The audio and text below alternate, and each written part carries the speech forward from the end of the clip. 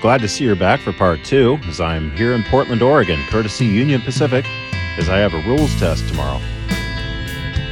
Portland, Oregon is the northwest hub of operations for Union Pacific.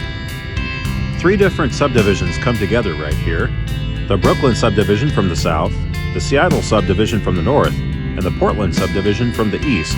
And they come together at a large division point flat switching yard named Albina. Here I'm standing at the south end of the yard, under the imposing Fremont Bridge.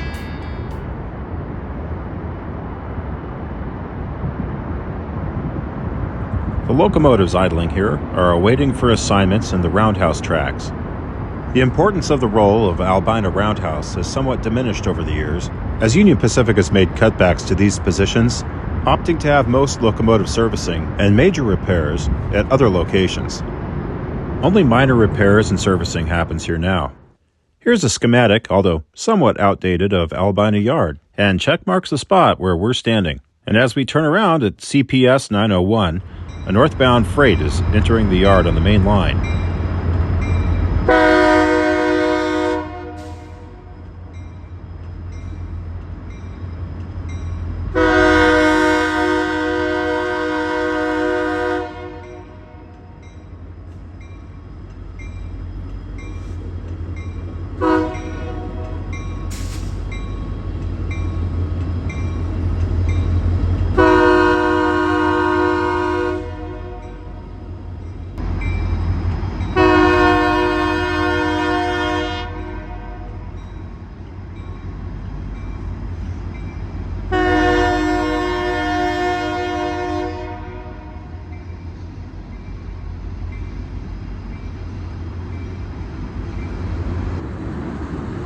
I never looked up the information on this train, but if I had to guess, I'd say it was a Roseville to Portland manifest off the Brooklyn subdivision.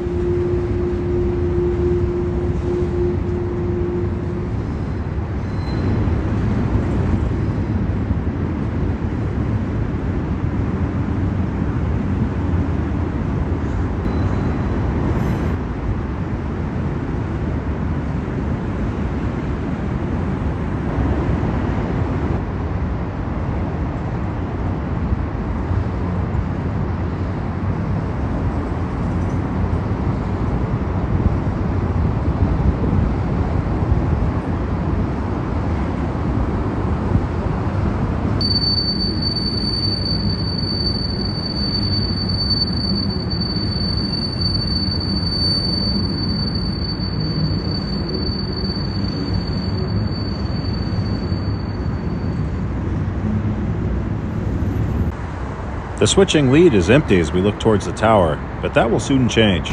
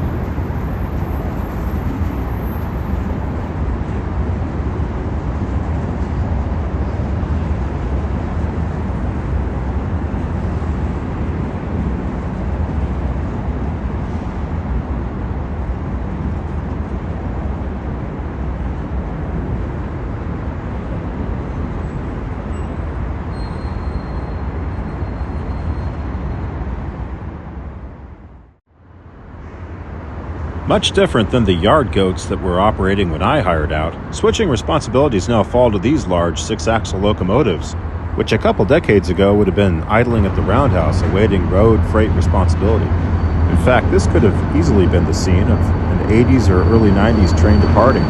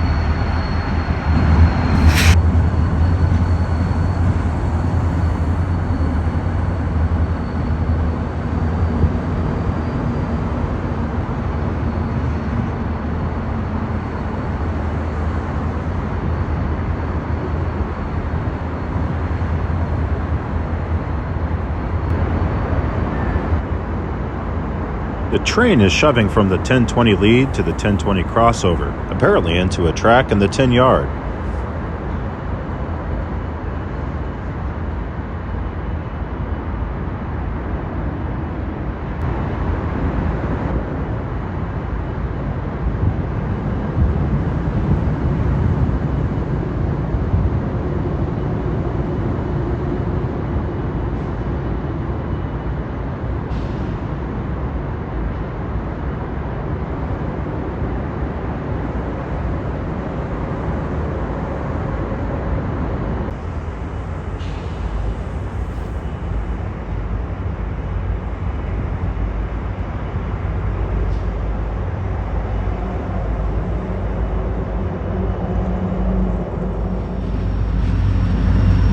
The long nose on the 1616 was built to house radio equipment on the early versions of slave and master locomotive operations, much like DPUs or distributed power units today.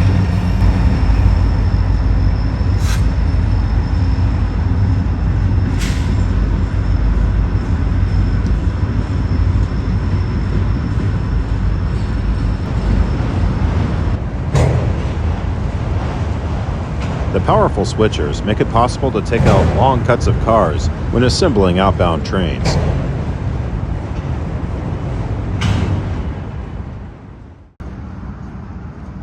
This long cut has taken the front end down the Irving Dock lead.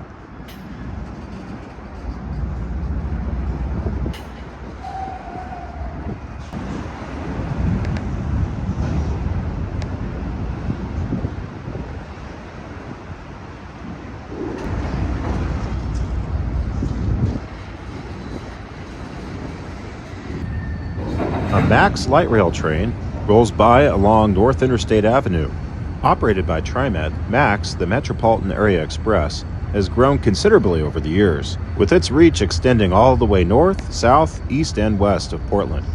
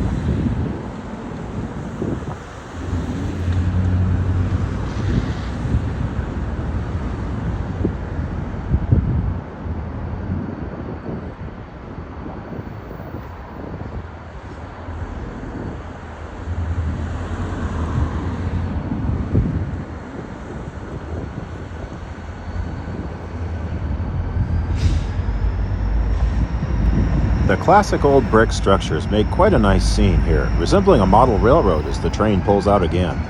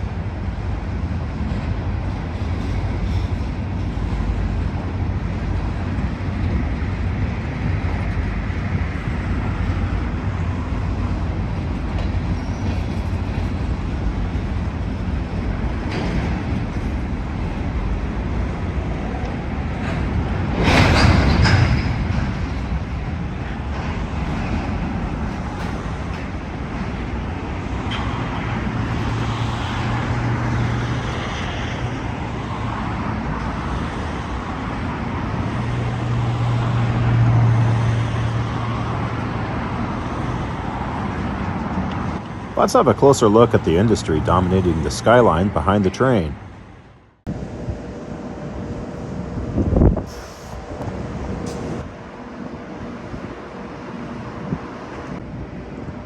Glacier Northwest Cement takes quite a few hoppers here on spot, on several tracks at the end of a spur which runs down North River Avenue leading away from Albina Yard.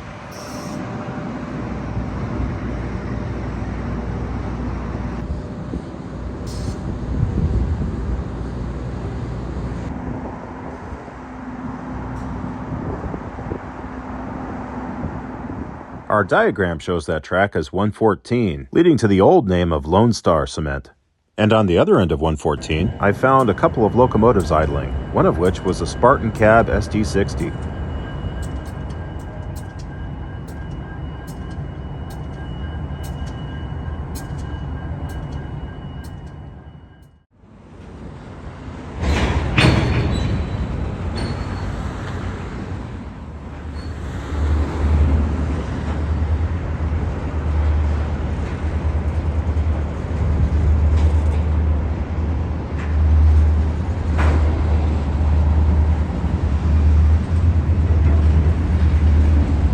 The track closest to us is called the Main Line. The track in the middle is called the Runner. It used to be Main 1 and Main 2, but those names have obviously changed recently, as evidenced by the notations on the yard diagram I was given.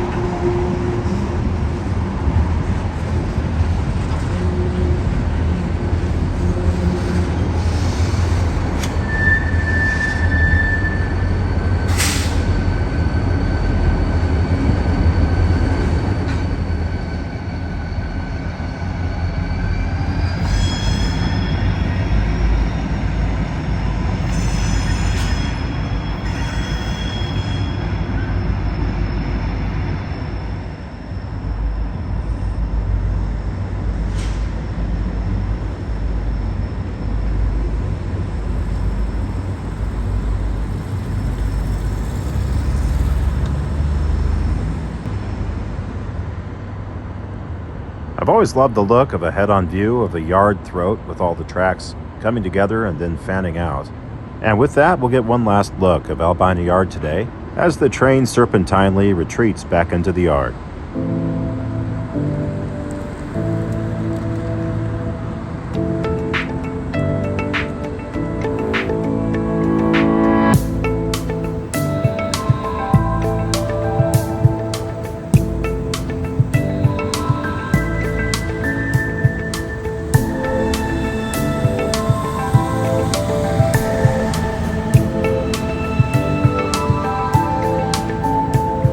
Thanks, friends, for coming along. I hope you enjoyed.